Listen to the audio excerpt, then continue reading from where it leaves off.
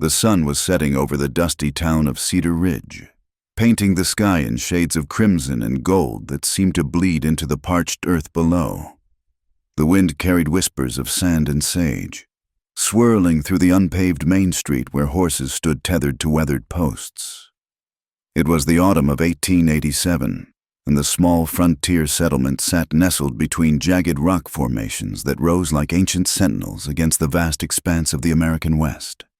Margaret Sullivan stood at the window of her family's two-story house, the finest dwelling in Cedar Ridge, watching the familiar scene unfold below. Her green eyes, usually bright with intelligence and spirit, were clouded with dread. Tomorrow would mark her 21st birthday, and with it, the announcement her parents had been planning for months. "Margaret, come away from that window." Her mother's sharp voice cut through her reverie. "You need to prepare yourself for this evening's gathering, Mrs." Elizabeth Sullivan swept into the room, her silk dress rustling with each measured step. Despite the frontier setting, she maintained the airs of Eastern society, clinging to the refinement she'd known in Boston before her husband's business ventures had brought them west. "Yes, Mother," Margaret replied softly, though her fingers gripped the windowsill until her knuckles turned white. The gathering was to be held in the town's meeting hall, a grand affair by Cedar Ridge standards.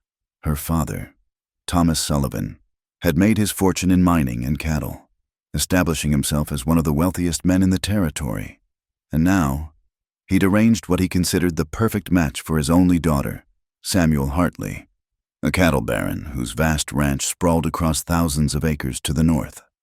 As evening descended, lanterns were lit throughout the town, casting dancing shadows on adobe walls and wooden facades. The meeting hall blazed with light, and the sound of fiddles and laughter spilled into the cool desert air.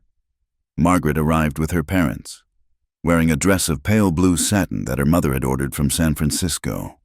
The fabric felt heavy against her skin, like chains disguised in finery.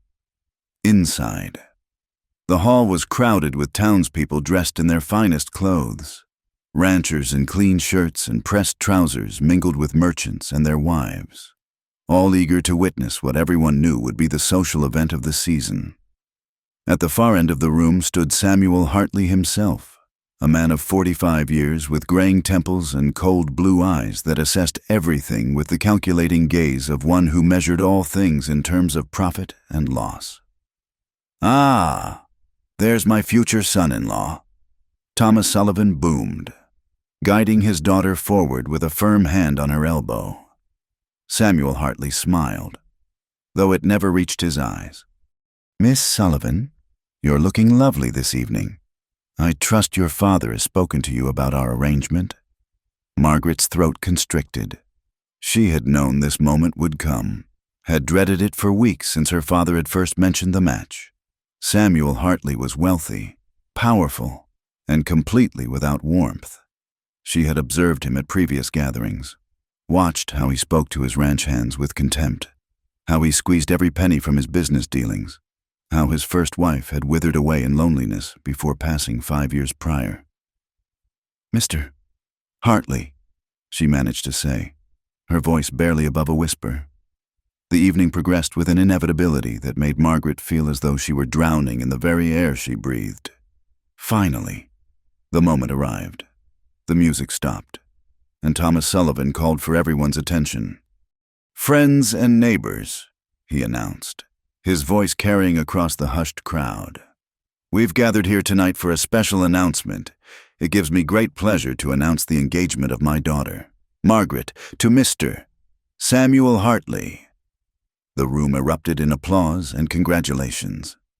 Samuel stepped forward, producing a ring from his vest pocket, a massive diamond that caught the light like captured fire. He reached for Margaret's hand. "No!" The single word fell from Margaret's lips before she could stop it. The room fell silent, the kind of silence that precedes a storm. "What did you say?" her father asked, his face darkening. Margaret's eyes filled with tears, but she lifted her chin. "I said no. I cannot. I will not marry Mr. Hartley." Gasps rippled through the crowd. Women whispered behind their fans while men shifted uncomfortably. Samuel Hartley's face flushed red, then went pale with rage. "You foolish girl," her mother hissed. "Do you know what you're doing?" The tears came then, rolling down Margaret's cheeks as she stood before the assembled townspeople. "I'm sorry," she said, her voice breaking. "I cannot marry without love. I cannot spend my life as an ornament in a cold house, bearing children for a man who sees me as nothing more than another acquisition." And then the laughter began. It started as a titter from one of the merchant's wives, then spread through the crowd like wildfire. They laughed at her tears, at her romantic notions, at her stupidity in refusing such wealth and security. "Love?" Samuel Hartley's voice cut through the laughter like a blade. "You think love fills stomachs or builds houses? Stupid child."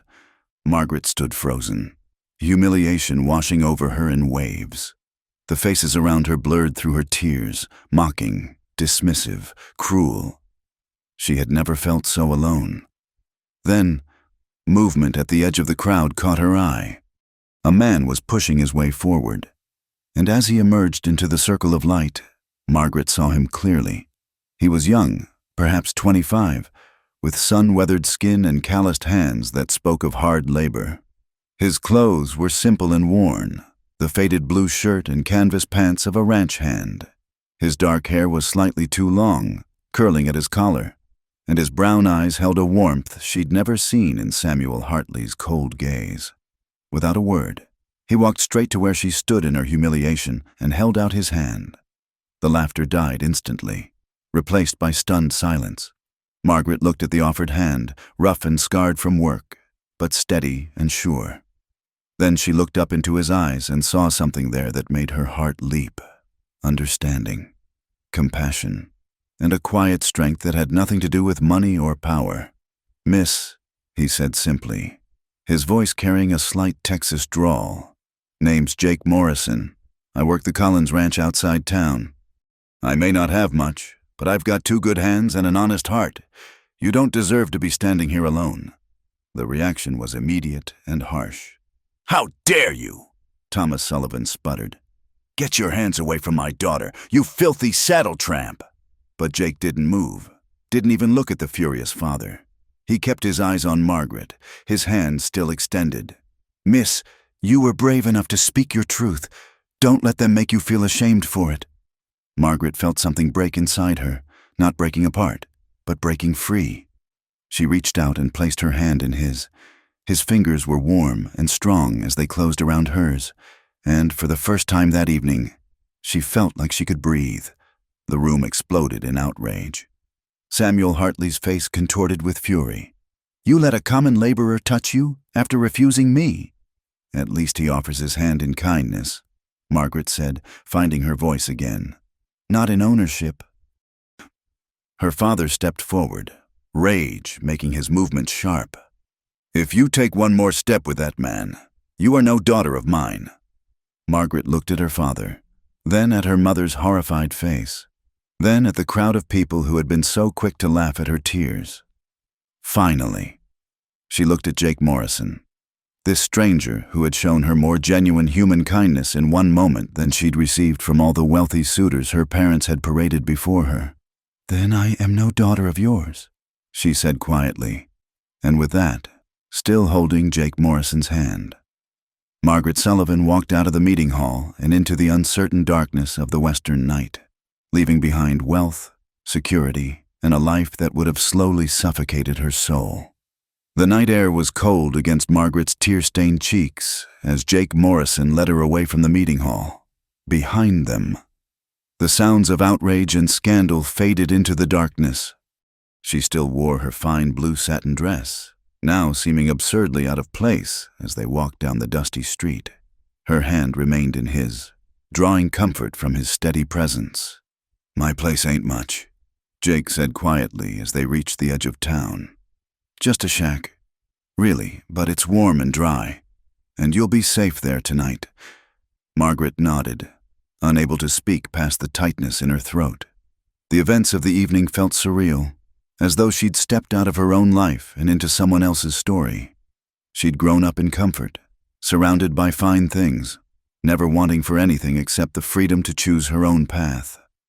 Jake's home sat a half-mile outside Cedar Ridge, a small structure built of rough-hewn logs with a tin roof that gleamed dully in the moonlight. A single window faced east, and a stone chimney rose from one end. As they approached, a dog emerged from the shadows, tail wagging. "That's Blue," Jake said, reaching down to pat the mongrel's head. "He's about the only family I got." Inside, the shack was exactly as Jake had described, simple to the point of poverty. A narrow cot occupied one corner, covered with a worn woolen blanket. A small table and two mismatched chairs sat near a pot-bellied stove. Rough shelves held a few dishes, some canned goods, and little else. The dirt floor was swept clean, and everything was neat despite its humble nature. Jake lit a kerosene lamp, casting warm light throughout the small space. "I'll take the floor," he said, already reaching for a rolled blanket in the corner. "You need rest after what happened. Mr. Morrison," Margaret began, but he shook his head. "Just Jake, Miss, and you don't need to say anything. I saw how they treated you back there. Saw the courage it took to stand up to all of them." He busied himself with starting a fire in the stove. "Rich folks think they own the world, think they can buy and sell people like cattle, but you showed them different." Margaret sank onto one of the chairs, her fine dress pooling around her. "My father will come looking for me." "Probably," Jake agreed, feeding kindling into the stove. "But not tonight. Tonight, he's too angry and proud. Come morning, we'll figure out what to do." As the fire caught and warmth began to spread through the small space, Margaret studied the man who'd inexplicably come to her rescue. His movements were efficient and practiced, his hands sure despite their roughness. There was a dignity about him that had nothing to do with wealth or position. "Why did you do it?" she asked finally. "You don't even know me." Jake paused in his work, considering. "I've been working the Collins Ranch for 3 years now. See you in town sometimes, usually with your folks. You always looked—" He searched for words. "Trapped, like a bird in a fancy cage. Then tonight, watching them laugh at you for wanting something real instead of something rich. It weren't right." He poured water from a pitcher into a dented pot and set it on the stove. "My ma used to say that a person's worth ain't measured in dollars. She died when I was 12, but I remember that much." The next morning came too soon, bringing with it the harsh reality of Margaret's choice. She woke to find Jake already up, making coffee and frying bacon in a cast-iron pan. Her silk dress was wrinkled beyond repair, and she felt the first stirrings of uncertainty. A pounding on the door shattered the morning quiet. Jake opened it to find Thomas Sullivan standing there with 2 hired men, his face purple with rage. "Where is she?" Sullivan demanded. Margaret stepped into view. "I'm here, Father. Get your things. You're coming home this instant. We'll tell everyone you were ill, that you didn't know what you were saying." "No." Sullivan's face darkened further. "You would choose this poverty over everything I've built for you." "I choose freedom," Margaret said quietly. "I choose kindness over cold calculation." Her father's lips curled in disgust. "Then you are dead to me, dead to your mother. You'll receive nothing, no money, no help, no acknowledgement that you ever existed. You want to live like common trash? So be it." He turned to Jake. "And you, boy, you think you've won something here? You've got yourself a spoiled girl who doesn't know the first thing about real work or hardship. She'll be crying to come home within a week." Jake stepped forward, placing himself slightly in front of Margaret. "With respect, Mr. Sullivan, you don't know your daughter as well as you think." Sullivan's eyes narrowed. "I know Samuel Hartley won't forget this insult. Neither will I. You've made powerful enemies today, both of you." With that, he turned and strode away, his men following. Margaret watched him go, feeling as though a door had slammed shut on her entire previous life. The first days were the hardest. Winter was approaching, and Jake's meager supplies weren't meant for 2. Margaret had never cooked anything more complex than tea, had never washed clothes or mended tears or any of the thousand skills necessary for frontier life. Her first attempt at making biscuits resulted in rocks so hard that even Blue wouldn't eat them. She burned the beans, undercooked the meat, and scorched her fingers on the stove. When she tried to wash Jake's spare shirt, she used water so hot it shrank to half its size, but Jake never laughed at her failures. Instead, he taught her patiently how to bank the fire in the stove, how to tell when bread was ready, how to stretch their meager supplies. In the evenings, by lamplight, he showed her how to mend tears with small, neat stitches. "You're doing fine," he'd say when she grew frustrated. "Rome wasn't built in a day," my ma used to say. As November deepened into December, the first snows began to fall. Jake worked long hours at the Collins Ranch, coming home exhausted but always with a smile for her. Margaret learned to have hot food ready, to keep the fire going, to make their tiny space as comfortable as possible. She discovered muscles she didn't know she had, along with a strength she'd never suspected.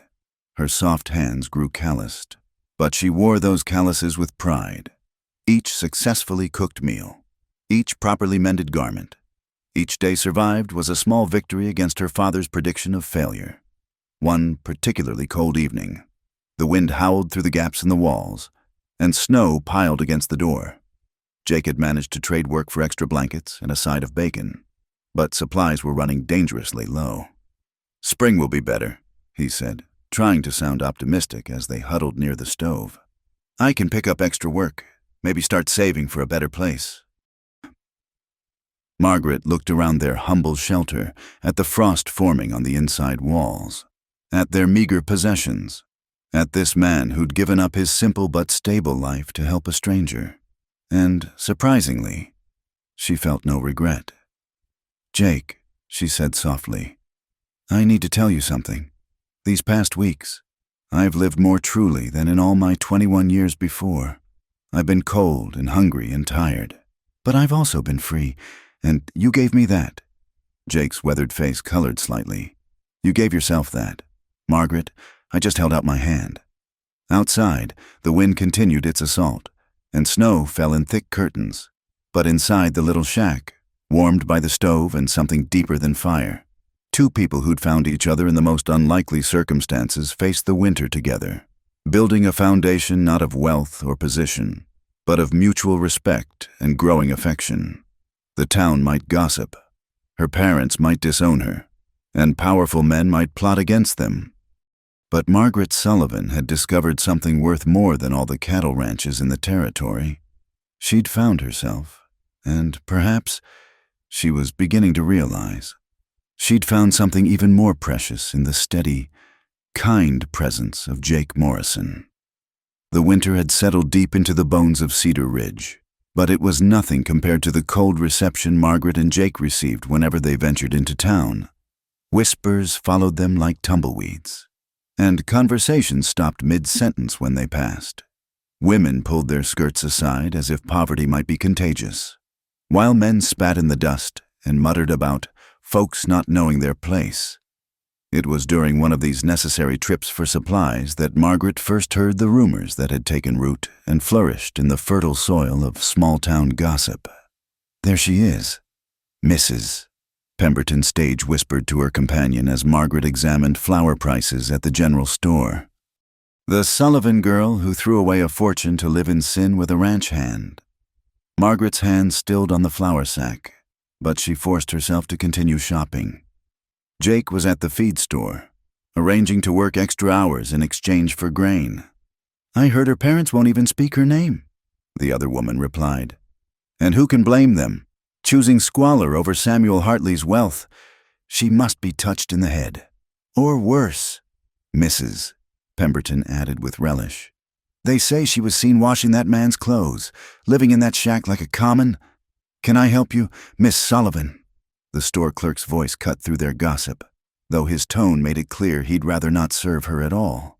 "2 pounds of flour, please, and a pound of salt," Margaret said quietly, placing her meager coins on the counter. The clerk took his time, measuring with deliberate slowness. Behind her, the whispers continued. Margaret kept her chin high, though each word stung like a nettle. As she left the store, she nearly collided with Samuel Hartley himself. The cattle baron stood blocking her path, his expensive coat and polished boots a stark contrast to her patched wool dress and worn shoes. "Miss Sullivan," he said, tipping his hat with mocking courtesy, "how the mighty have fallen." "Mr. Hartley," she replied evenly. Attempting to step around him, he moved to block her again. "You know, my offer might still stand. Leave that saddle tramp and come to your senses. Though, of course, the terms would be different now. You're hardly the unspoiled prize you once were." Margaret's cheeks burned, but before she could respond, Jake appeared at her elbow. "Problem here?" he asked quietly, though his eyes were hard as flint. Hartley sneered. "No problem, just offering charity to the fallen woman you've ruined." Jake stepped forward. His fists clenched, but Margaret caught his arm. "He's not worth it," she whispered. "Listen to her, boy," Hartley said. "You've already taken everything from her family, her position, her future. Don't add a beating to your crimes." They walked away in silence, but Margaret could feel the rage radiating from Jake's rigid posture. Only when they were well out of town did he finally speak. "I'm sorry," he said roughly. "This is my fault. You shouldn't have to endure such treatment." "Stop," Margaret said firmly. "I made my choice, Jake, and I'd make it again." But the encounters grew worse. Jake found his hours at the Collins Ranch suddenly cut, with no explanation given. When he sought work elsewhere, doors closed in his face. It became clear that Samuel Hartley's reach extended far, and his desire for revenge ran deep. One evening, Jake returned home with a split lip and bruised knuckles. "What happened?" Margaret gasped, reaching for a clean cloth. "Nothing," he muttered, but she pressed until the truth came out. A group of Hartley's men had cornered him behind the saloon, suggesting he'd be wise to leave the territory alone. "I told them I wasn't going anywhere," Jake said, wincing as she dabbed at his lip. That's when they decided to press the point. Fear clutched at Margaret's heart. "Jake, maybe we should—" "No." His voice was firm. "We're not running. That's what they want." But the pressure continued to build. Their landlord, such as he was for the tiny shack, gave them notice to quit.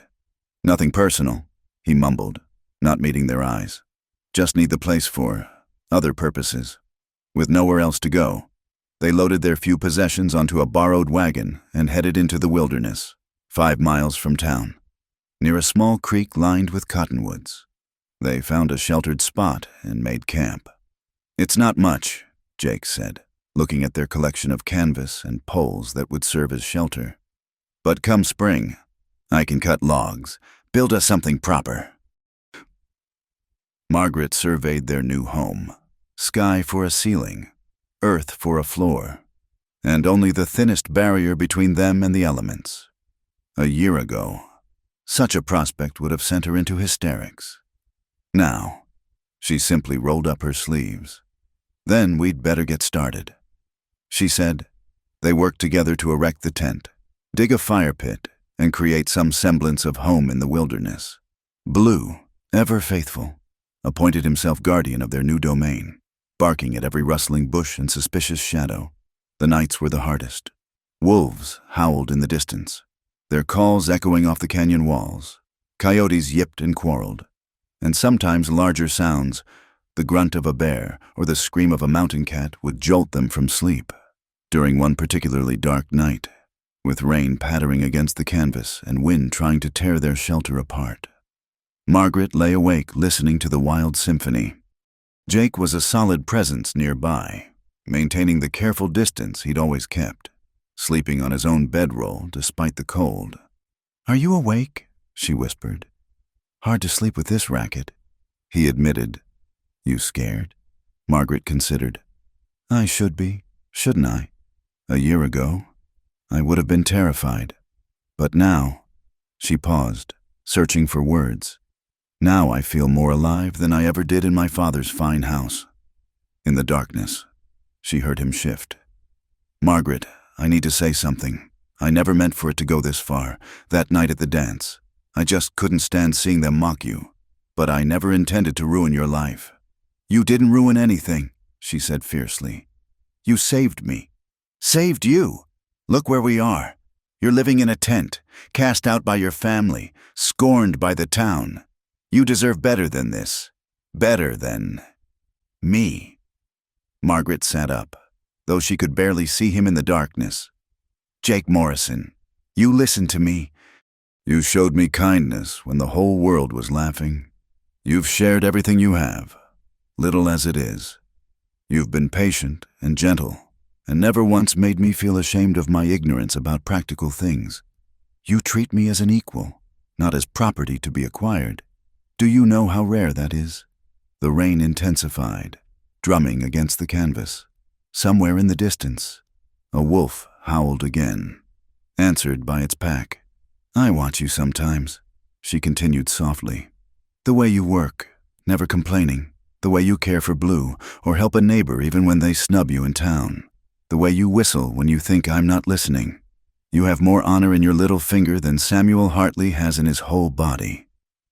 "Margaret," his voice was rough with emotion. "I'm not finished," she said. "Yes, this life is hard. Yes, I miss some comforts. But do you know what I don't miss? Being treated like a decoration, being sold to the highest bidder, being expected to smile and simper and pretend I have no thoughts of my own. Out here, I'm learning who I really am, and I'm learning it alongside the best man I've ever known." The silence stretched between them, filled with rain and wind and the sound of two hearts beating in the darkness. Then she heard Jake move, and his hand found hers across the space between their bedrolls. "Margaret Sullivan," he said quietly, "you're the bravest person I've ever met." They held hands through the storm, a simple touch that said more than words ever could. And when morning came, bringing weak sunshine and the promise of another day's challenges, they faced it together, two outcasts who had found in each other something worth more than all the acceptance society could offer. The town could whisper, Samuel Hartley could scheme, her parents could disown her. But here in the wilderness, with only the sky as witness, Margaret and Jake were building something that no amount of money or social pressure could destroy. A partnership based on mutual respect, growing trust, and the first tender shoots of a love that would prove stronger than any storm. Spring arrived slowly in the wilderness, painting the desert with splashes of color as wildflowers pushed through the sandy soil. Their tent had weathered the winter storms, and Jake had managed to trade labor for lumber to build a more permanent shelter. Margaret had become adept at camp life. She could now start a fire in minutes, cook a meal from the simplest ingredients, and had even learned to shoot Jake's old rifle well enough to bag the occasional rabbit. One morning, Jake rode into town seeking day work while Margaret stayed behind to tend their small garden plot. She was knee-deep in the creek washing clothes when Blue's warning bark made her look up. A rider was approaching, a man she didn't recognize, leading a pack mule. "Morning, ma'am," the stranger said, touching his hat. He was older, with kind eyes and a weathered face. "Name's Ezra Coleman. I run cattle about 20 miles north. Heard there was a couple living out here. Thought you might be interested in some work." Margaret's heart leaped. "Work?" "Yes, ma'am. Lost my wife last winter, and I need help with the spring drive. Can't pay much, but there's food and a solid roof over the bunkhouse. Your man any good with cattle?" "He's worked ranches for years," Margaret said eagerly. "He's in town now, but—" "I'll wait," Ezra said, dismounting. "If you don't mind, that is—" When Jake returned that afternoon, discouraged after another fruitless day, he found Margaret talking animatedly with the stranger. Ezra repeated his offer, and Jake's eyes lit up with cautious hope. "It's honest work," Ezra continued. "I don't care about town gossip or who's angry at who. Man does his job. That's all that matters to me." They packed their meager belongings that very day. The journey to Ezra's ranch took them through country that grew progressively wilder. Mesas rose like ancient castles. Arroyos cut deep channels through the earth, and the sky seemed to stretch forever. The Coleman ranch was modest but well maintained.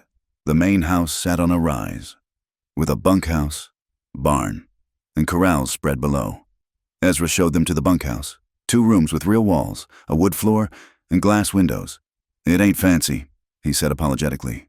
Margaret nearly laughed. "After months in a tent, it looked like a palace." "It's wonderful. Mr. Coleman." The work was hard but satisfying. Jake threw himself into preparing for the spring cattle drive, mending fences, breaking horses, and working alongside Ezra's 2 other hands. Margaret took over the cooking for the ranch, tended the vegetable garden, and helped with the chickens and milk cow. For the first time since leaving her father's house, they had enough to eat and a secure roof overhead. Jake's natural skill with horses and cattle quickly earned Ezra's respect, while Margaret's cooking, much improved from her early disasters, had the ranch hands singing her praises. One evening, as she served supper in the main house, Ezra studied them both with shrewd eyes. "You 2 aren't married, are you?" Margaret's hand stilled on the coffee pot. Jake set down his fork carefully. "No, sir," Jake said quietly. "We're not." Ezra nodded slowly. "Figured as much. Town gossip followed you even out here." He was silent for a moment, then continued, "My Mary and I, we didn't have a fancy wedding either. Said our vows to each other under a cottonwood tree with God as our witness. 27 years we were together." He looked at them meaningfully. "There's a traveling preacher comes through next month. Might be worth considering." Just a thought. The seed was planted. As days turned to weeks, Margaret found herself thinking about Ezra's words. She and Jake had maintained careful boundaries, but the feeling between them had deepened into something that made her heart race whenever he smiled at her. One evening, as they sat outside the bunkhouse watching the sunset paint the mountains purple and gold, Jake cleared his throat nervously. "Margaret, I've been thinking about what Ezra said, about the preacher." She turned to look at him, heart pounding. "Oh? I know I don't have much to offer. No fancy ring, no fine house, but—" He took a deep breath. "But I love you. Have since that night I saw you standing there, tears on your face, being so brave. If you'd have me, I'd be honored to call you my wife."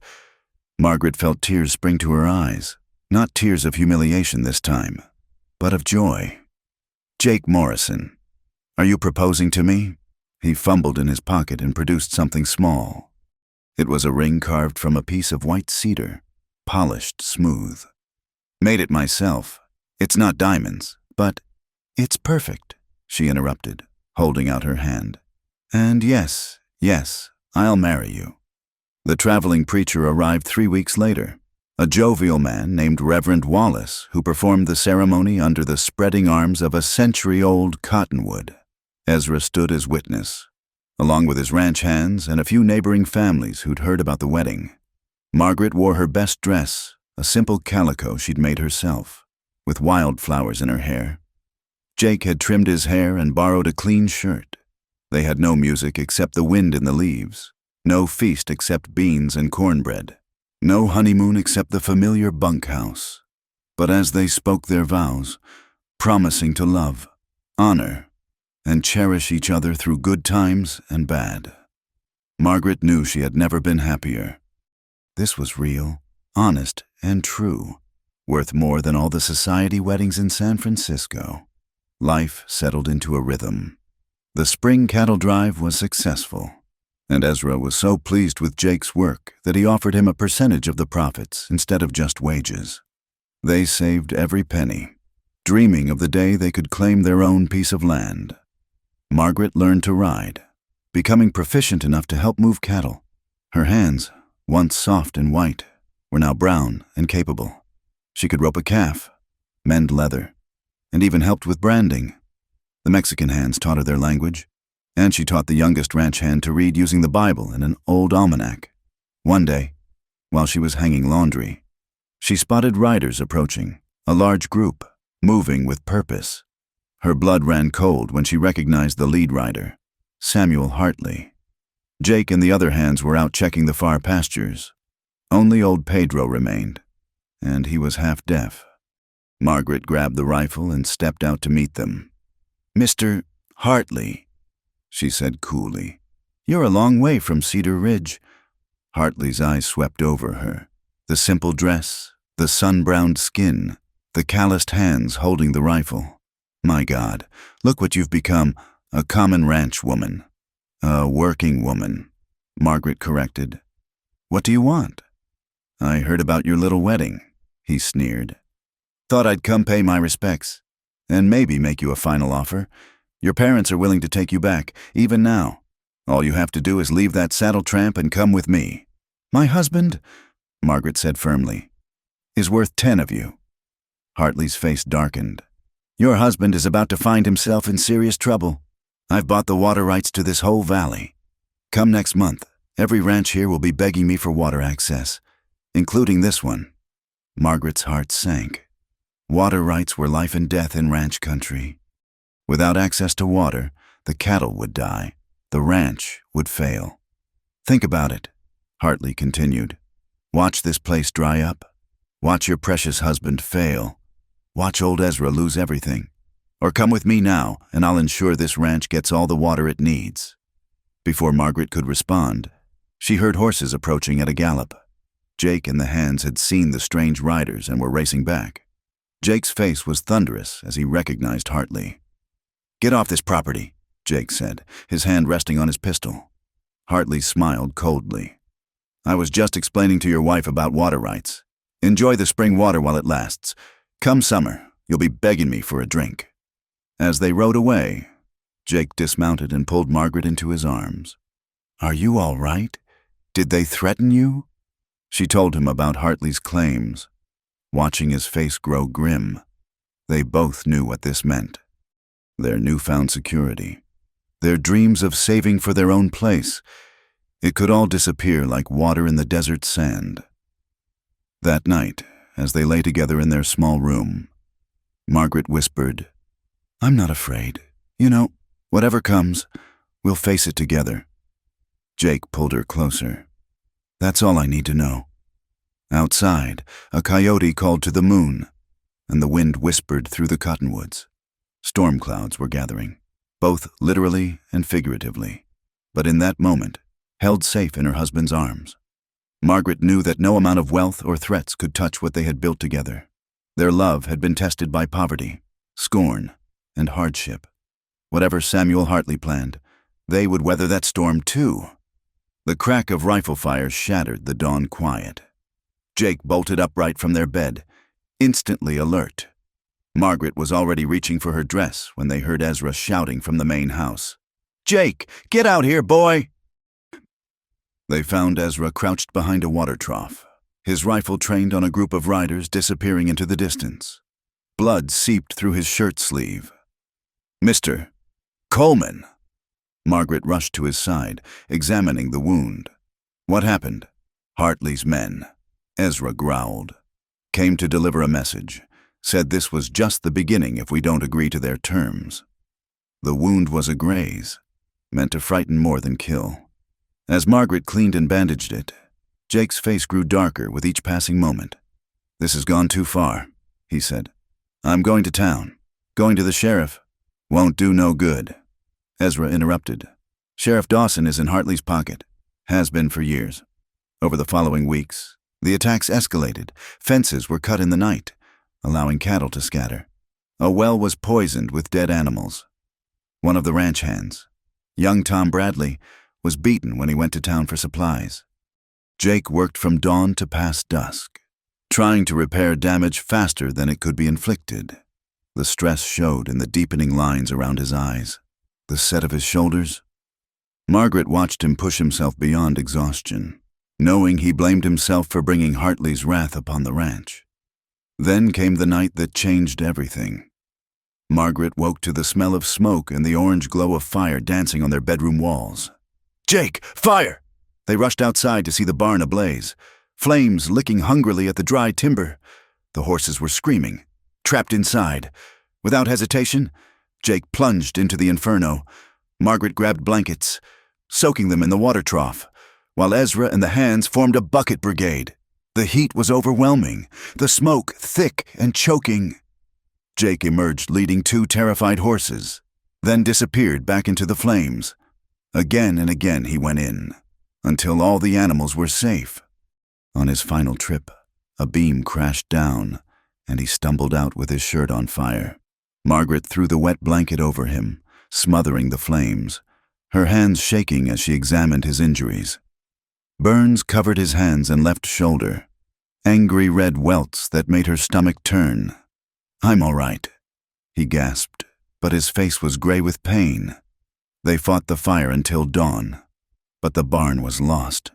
As the sun rose over the blackened ruins, they saw what they'd missed in the chaos. A message painted on the side of the bunkhouse. "Last warning." Margaret tended Jake's burns with salve and clean bandages, tears streaming down her face, not from fear or self-pity, but from rage. "This is my fault," Jake said through gritted teeth as she worked. "I brought this on all of you." "Stop," Margaret said fiercely. "The only one at fault is Samuel Hartley and his greed." Ezra stood in the doorway, his weathered face grim. "Jake, son, maybe it's time you and Margaret moved on. I can give you wages enough to get started somewhere else, somewhere Hartley can't reach." "No." Jake tried to sit up, wincing. "I won't run. Won't let him win." "It's not about winning," Ezra said gently. "It's about surviving." That night, as Jake tossed in fevered sleep, Margaret sat beside him with the rifle across her lap. She'd never felt so helpless, watching the man she loved suffer for the crime of taking her hand when the world laughed at her tears. In his delirium, Jake mumbled fragments of memory. She learned things he'd never told her, about growing up in a San Antonio orphanage after his mother died, about being beaten for stealing bread, about years of being told he was worthless. Nothing. Nobody. "Not worthless," he muttered, thrashing against the fever. "Showed them. Took her hand. Worth something." Margaret gripped his uninjured hand, her heart breaking. "You're worth everything," she whispered. "Everything, my love." By the third day, infection had set in. The burns were angry, and red streaks were spreading up his arm. Margaret knew with terrifying clarity that he could die because he'd been brave enough to offer kindness to a crying woman in a town hall. She made a decision. Saddling the gentlest mare, she rode hard for Cedar Ridge. She hadn't been back since that fateful night, but desperation drove her forward. There was one person who might help, one person who owed her at least this much. The Sullivan house looked exactly as she'd left it, imposing, pristine, a monument to wealth and position. Margaret knocked on the door with a hand that barely trembled. Her mother answered, and her face went white. "Margaret, what are you doing here?" "Father," Margaret said simply. "I need to speak with Father." Thomas Sullivan received her in his study, looking older than she remembered. They stared at each other across a gulf wider than the mere months of separation. "Your husband is dying," Margaret said without preamble. "Samuel Hartley has destroyed us step by step because I refused him. Now Jake lies burned and fevered, and I have nowhere else to turn." Her father's face remained stone. "You made your choice." "I did," Margaret agreed. "And I don't regret it, but Jake doesn't deserve to die for showing me kindness. Please, Father, you have influence, connections. Make Hartley stop." "Why should I help the man who ruined my daughter?" Margaret stood straighter. "Because he didn't ruin me. He saved me. He showed me what it means to be valued for myself, not my dowry. He works harder than any 10 society gentleman, and he loves me true. I know that means nothing to you, but it means everything to me." For a long moment, silence stretched between them. Then Thomas Sullivan did something unexpected. He sighed. "You look different," he said quietly. "Older, stronger. I am different." He studied her for another moment, then reached for his pen. "I'll write to Judge Harper. He owes me favors. And to Colonel Morrison at Fort Bayard. Hartley's water rights claim may not be as solid as he thinks." Relief flooded through Margaret. "Thank you." "Don't thank me," her father said sharply. "I'm not doing this for you or your husband. I'm doing it because Samuel Hartley has overreached. His tactics have become distasteful, bad for the reputation of respectable businessmen. Margaret didn't care about his motivations. She had what she came for. As she turned to leave, her father spoke again. "Your mother misses you." She paused at the door. "I miss her too, but I can't be the daughter you wanted me to be." "No," he agreed sadly. "I suppose you can't." Margaret rode back through the night, praying she wouldn't be too late. She found Jake's fever had broken, though he remained weak and in pain. As she bathed his forehead with cool water, she told him about her visit. "You went to your father? For me?" His voice was hoarse with wonder. "I'd go to the devil himself for you," she said simply. Within days, the harassment stopped. Word spread that Judge Harper was investigating Hartley's water rights claims, finding irregularities. Colonel Morrison sent a patrol to investigate reports of lawlessness, and their presence discouraged further attacks. Samuel Hartley made one final appearance, riding up alone as Jake sat on the porch, his arm still bandaged but healing. "You think you've won?" Hartley spat. "You've got powerful friends now, but they won't always be watching." Jake stood slowly, Margaret beside him.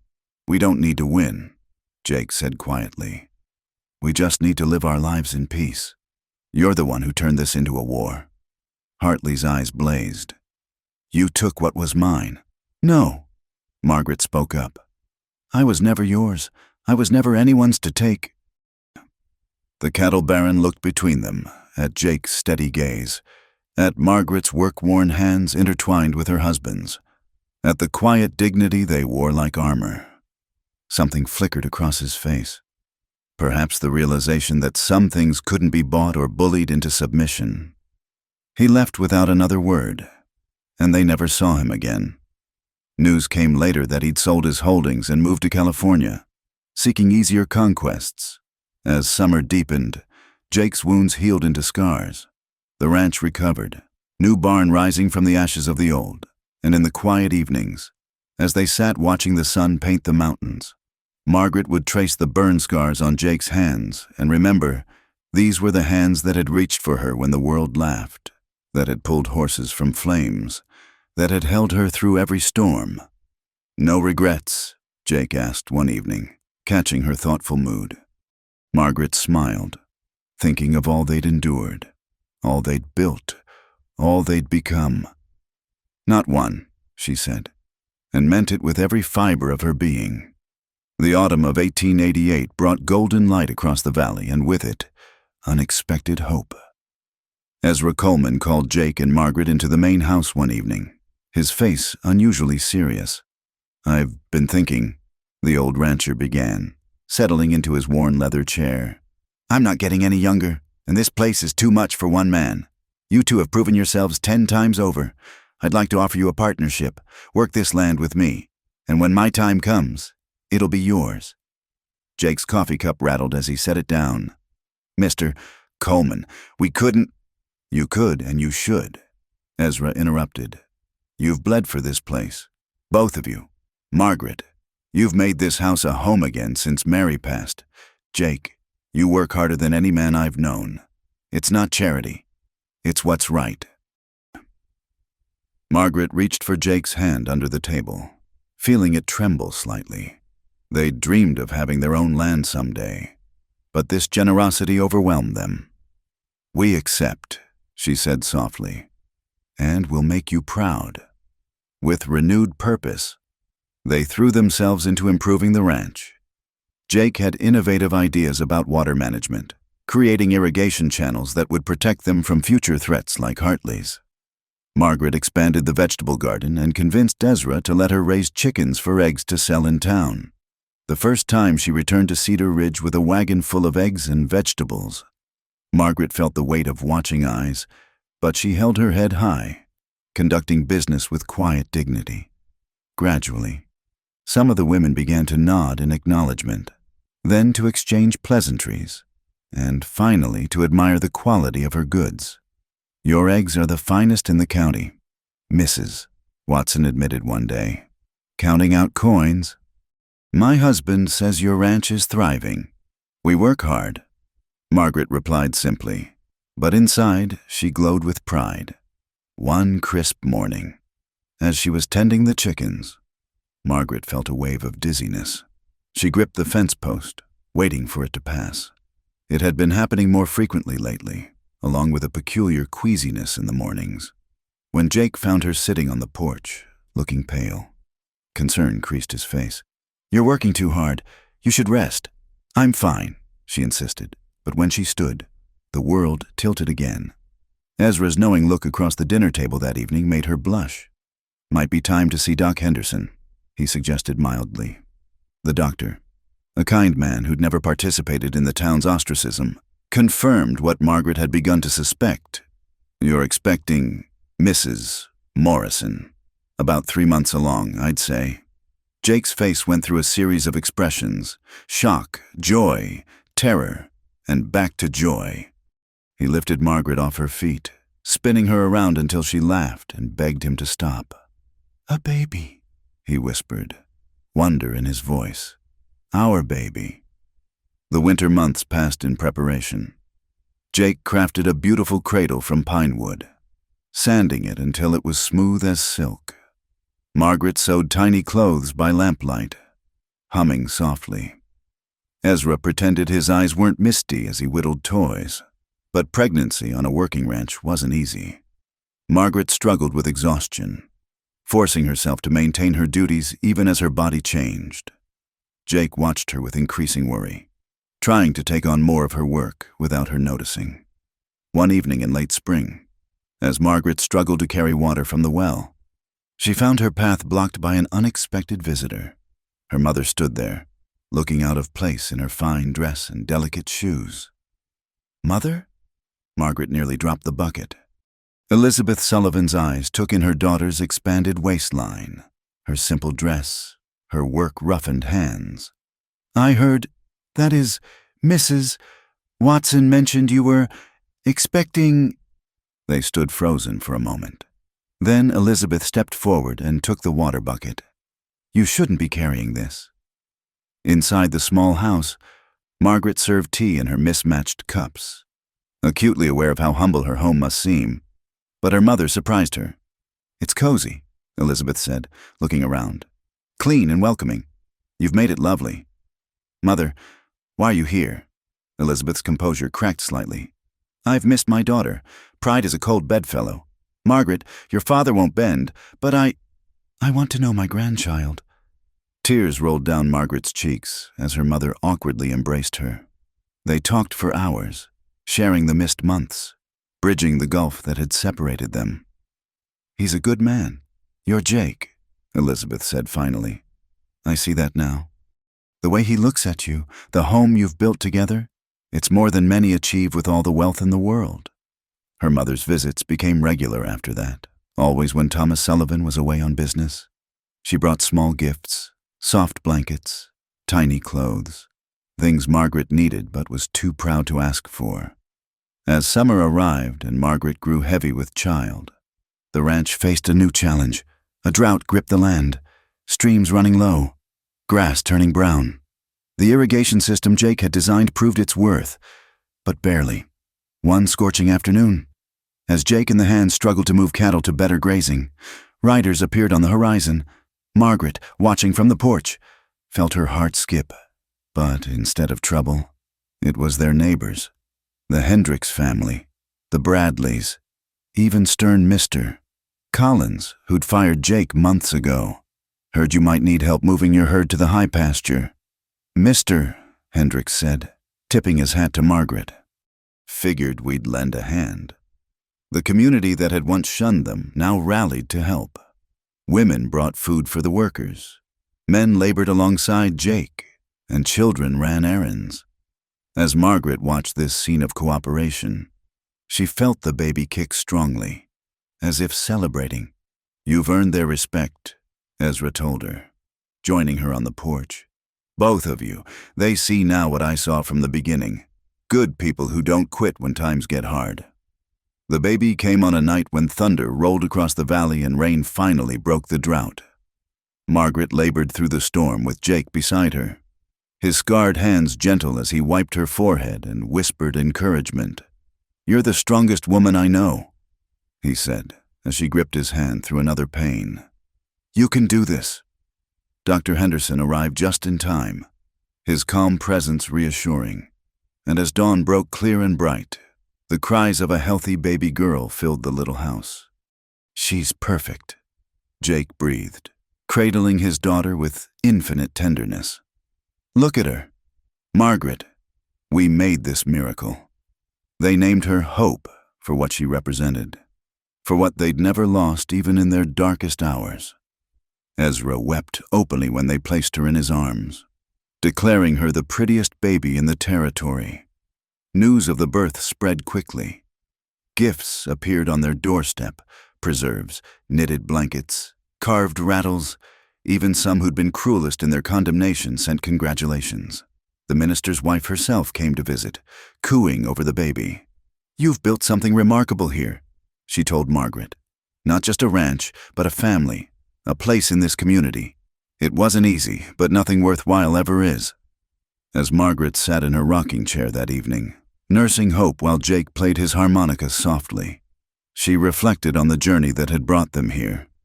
From that night of humiliation and tears to this moment of quiet joy, every struggle had been worth it. "What are you thinking?" Jake asked, setting aside his harmonica. "About hands," Margaret said, smiling at his confusion. "How you held out your hand to me that night when everyone was laughing. How these same hands built our home, fought for us, saved horses from fire, and now they hold our daughter." Jake moved to kneel beside her chair, his eyes soft with love. "And your hands," he said, "that were soft and white, now strong enough to build a life, to bring hope into the world, to make something beautiful from nothing but determination and love." Outside, the rain-washed earth released the scent of sage and possibility. Their small house, once a shack that barely kept out the wind, now sheltered a family. The ranch that had nearly failed under attacks was thriving, and the woman who'd refused wealth for the chance at real love held her daughter close, knowing she was richer than Samuel Hartley could ever dream of being.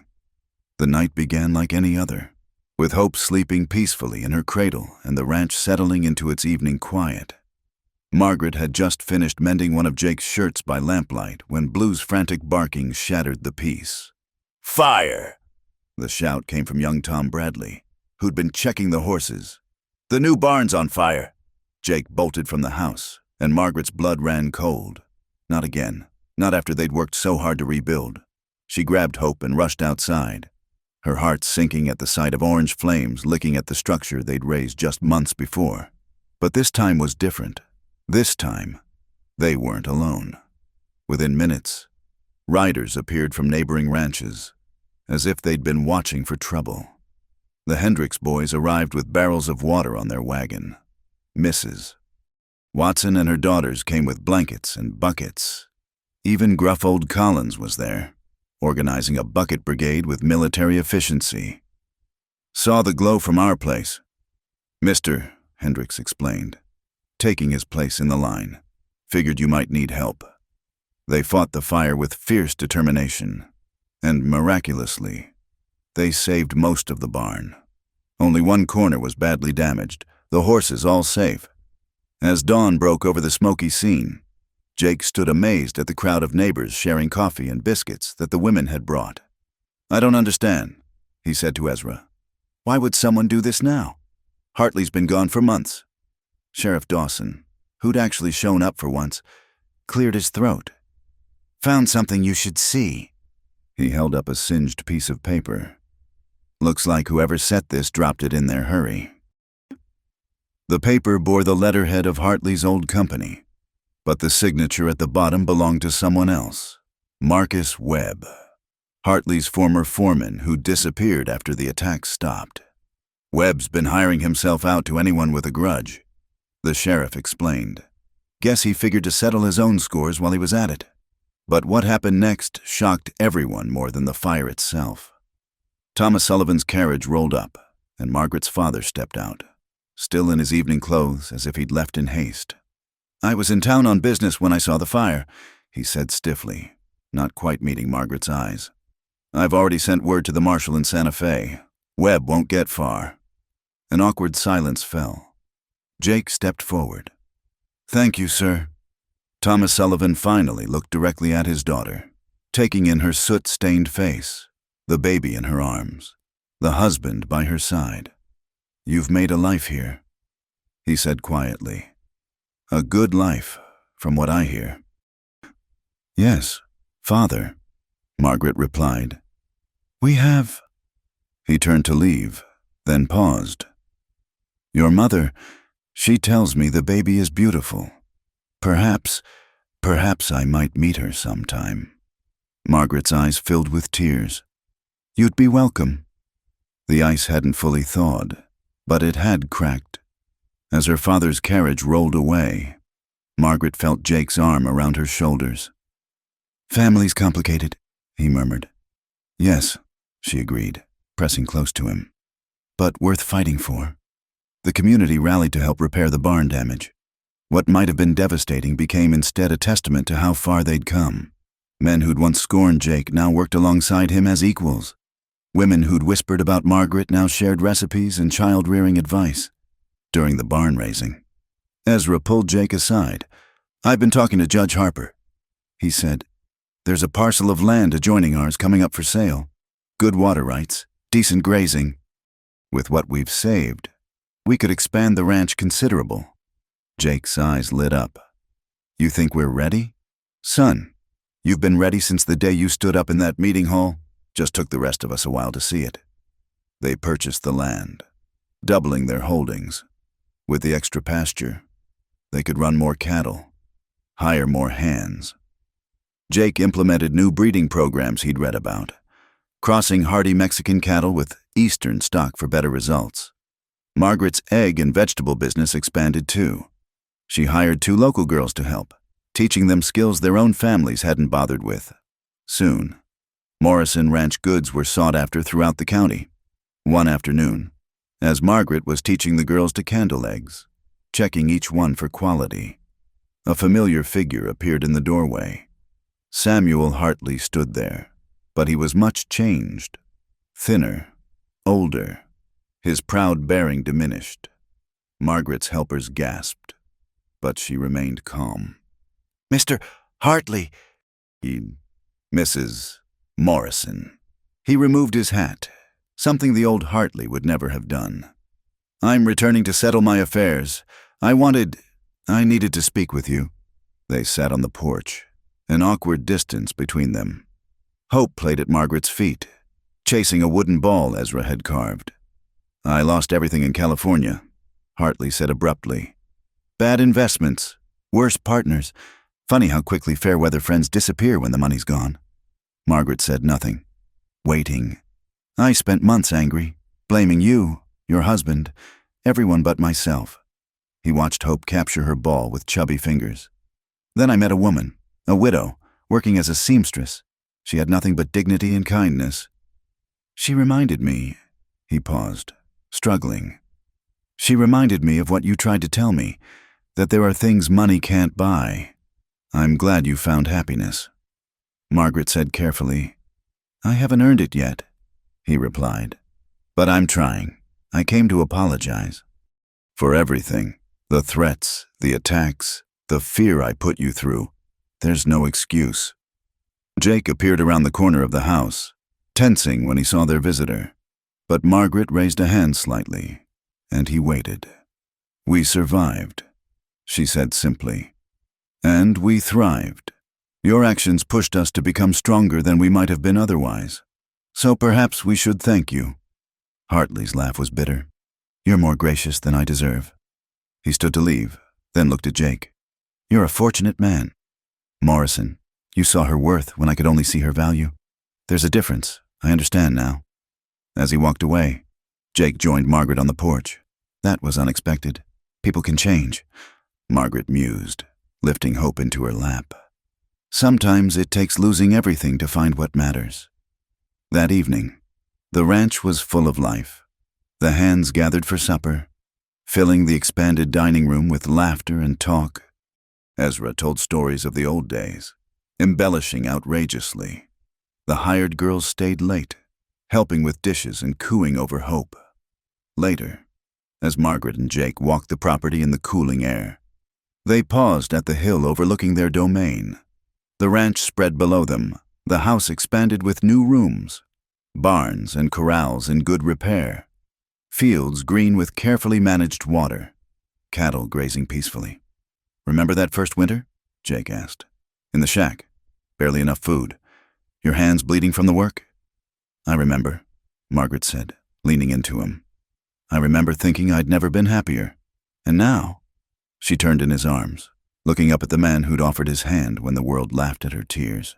His face showed the marks of their struggles, lines from worry, scars from the fire, skin weathered by endless work. But his eyes held the same warmth, the same steady love. "Now I know what we were building toward," she said. "Not just a ranch or a business, a life, a future. A place where Hope can grow up knowing her worth isn't measured in her dowry, but in her character." Jake kissed her softly, then deeper, with all the passion that hard work and exhaustion couldn't diminish. When they broke apart, the first stars were appearing overhead. "No regrets?" he asked. Their old question. Margaret thought of her father, slowly bending his pride to know his granddaughter, of her mother, finding courage to defy convention for love of family, of neighbors who'd become friends, of work that satisfied, of love that endured. "Not one," she said firmly, "though I do have one request. Anything. Next time someone sets our barn on fire, let's just let it burn and build a stone one." Jake's laughter rang across their land, rich and full and free. "Deal, Mrs. Morrison. Stone it is." They walked back to their home hand in hand, past the barn where neighbors had rallied to help, past the garden where Margaret's business bloomed, past the corrals where their future grazed on 4 legs. Inside, Hope slept peacefully, dreaming baby dreams of a world where a person's worth came not from wealth, but from the courage to stand up, reach out, and build something real. The Morrison Ranch stood as proof that sometimes the greatest treasures come not from accepting what others offer, but from having the courage to create your own destiny, one difficult, beautiful day at a time. The morning sun painted the mountains in shades of gold and rose, a sight Margaret never tired of watching. 5 years had passed since that night of fire and community, and the Morrison Ranch had become one of the most respected operations in the territory. But on this particular morning, as she stood on the porch with her coffee, Margaret felt the weight of time in a different way. Ezra had been slowing down, his steps less sure, his voice softer. The previous evening, he'd called Jake and Margaret to his bedside. "I've had Harper draw up the papers," he'd said, his weathered hand clasping theirs. "The ranch is yours now, official and legal. You've been the true heart of this place for years. I'm just making it proper."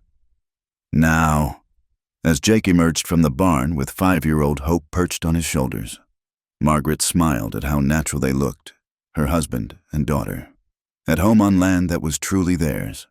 "Mama, look," Hope called out, waving a small bunch of wildflowers she'd picked. "For Uncle Ezra." They found the old rancher sitting in his favorite chair on the main house porch, a blanket across his knees despite the warm morning. His face lit up when he saw Hope. "Flowers for me, little one? Well, aren't you sweeter than honey?" As Hope chattered about her adventures, Margaret caught Jake's eye. They both saw what the child couldn't, that Ezra's light was dimming, like a candle burning its last. 2 weeks later, on a quiet Sunday afternoon, Ezra Coleman passed peacefully in his sleep. The funeral drew people from 3 counties, testament to a life well lived. Margaret stood beside his grave, Hope's hand in hers, and remembered the man who'd given them a chance when no one else would. "He saw who we could become," Jake said quietly, his arm around her shoulders, "before we even saw it ourselves." The reading of the will held one surprise. Besides the ranch, Ezra had left them a letter and a small leather journal.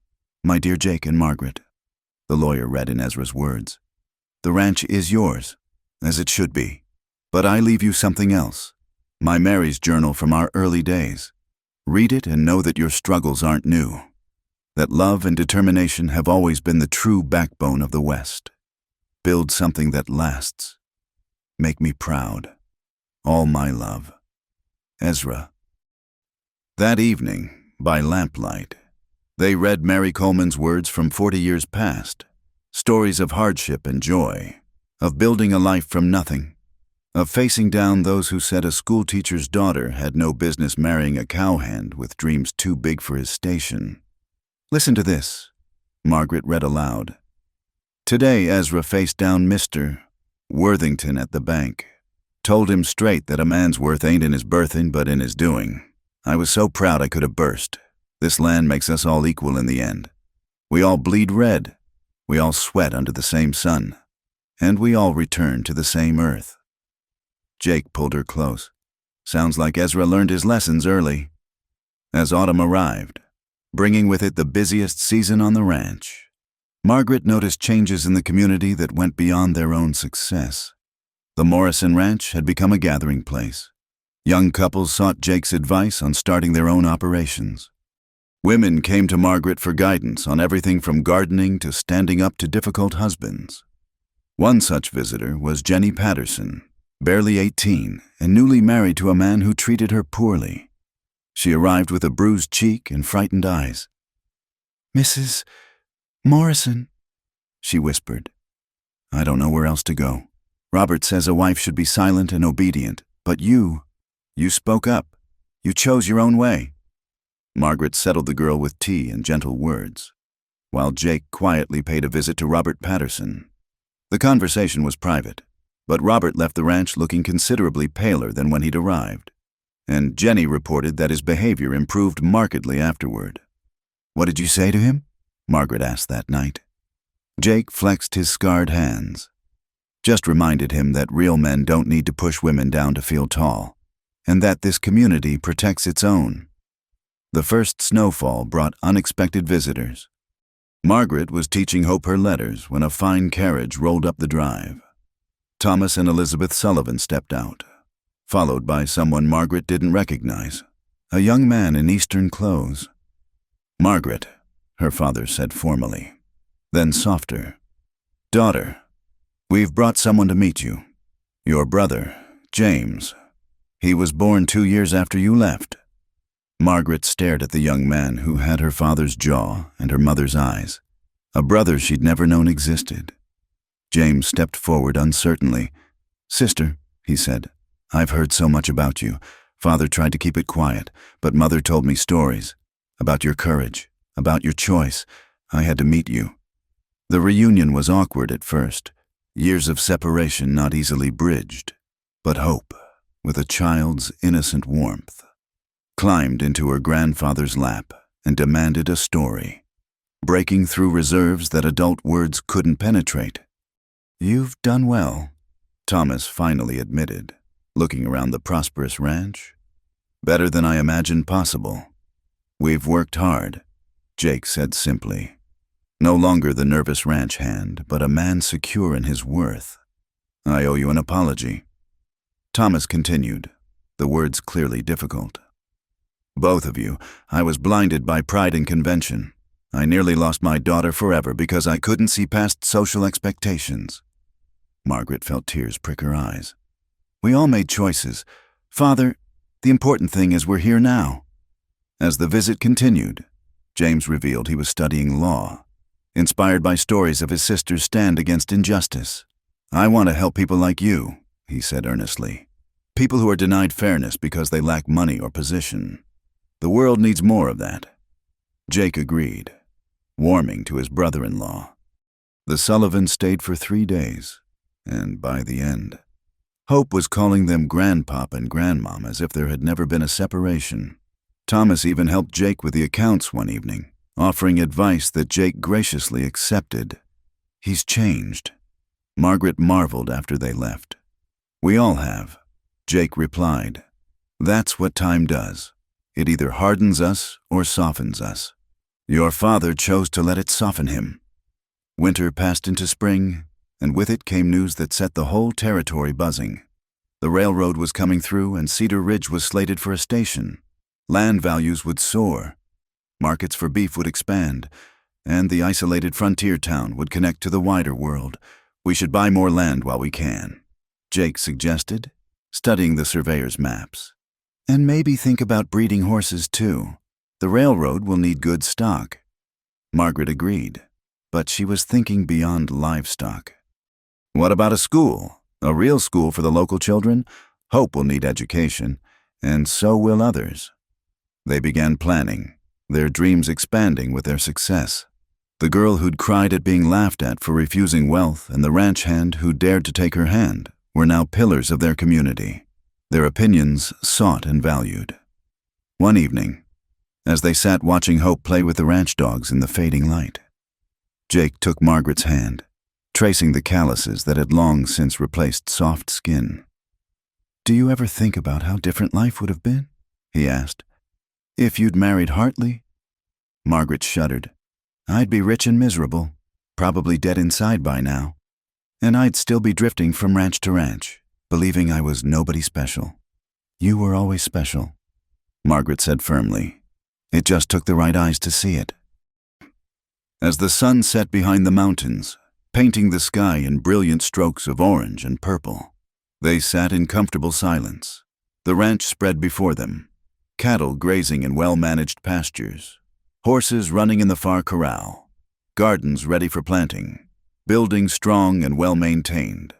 But more than the physical prosperity, what they'd built was a life of meaning. They'd shown that love could triumph over convention, that hard work could overcome prejudice, that two people deemed unsuitable by society could create something beautiful and lasting. "Mama, Papa, look!" Hope called out, pointing to the first stars appearing in the darkening sky. "They're winking at us. Make a wish, little one," Jake said, lifting her onto his lap. Hope squeezed her eyes tight, concentrating hard. "I wished for a baby brother," she announced, "and for Grandpapa to visit again, and for Mrs.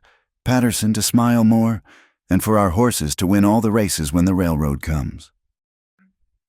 Margaret laughed, meeting Jake's eyes over their daughter's head.